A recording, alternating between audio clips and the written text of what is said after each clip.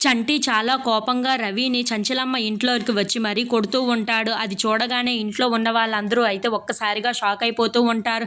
ఇంతలో అక్కడ ఉన్న చంటి మాత్రం మా అమ్మనే కొట్టడానికి నీకు ఎంత ధైర్యం రా అని చెప్పేసి అయితే అక్కడ ఉన్న దీపపు కుందిని రవి మీదకి ఇసురుతూ ఉంటాడు. అది చూడగానే అక్కడ ఉన్న చంచలమ్మ ఒక్కసారిగా చంటి అని చెప్పేసి అయితే తనని ఆపుతూ ఉంటుంది. అది చూడగానే అక్కడ ఉన్న చంటి మాత్రం ఒక్కసారిగా షాక్ అయిపోయి మీరు లెగండి అమ్మగారు, వీడిని ఎలాగైనా ఈ రోజు లేపేస్తాను అని చెప్పేసి అయితే అంటూ ఉంటాడు.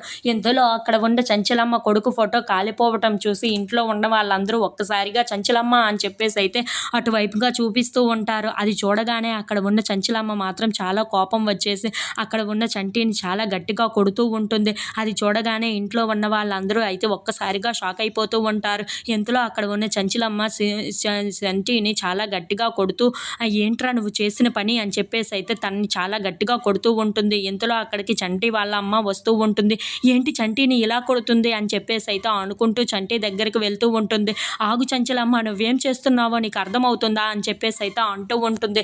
ఇంతలో అక్కడ ఉన్న చంచలమ్మ మాత్రం నాకు అర్థమవుతుంది, వీడిని ఈరోజు ఎలాగైనా సరే ఏదో ఒకటి చేసే తీరతాను అని చెప్పేసి అయితే అంటూ ఉంటుంది. ఇంతలో అక్కడ ఉన్న చంటి వాళ్ళ అమ్మ మాత్రం వీడిని కొడుకు ఇలా కొట్టడం నీకు న్యాయంగా ఉందా అని చెప్పేసి అయితే అంటూ ఉంటుంది. ఆ మాటలు వినగానే అక్కడ ఉన్న చంచలమ్మ అవును నాకు తెలుసు వీడు నా కొడుకే అని చెప్పేసి అయితే అంటూ ఉంటుంది.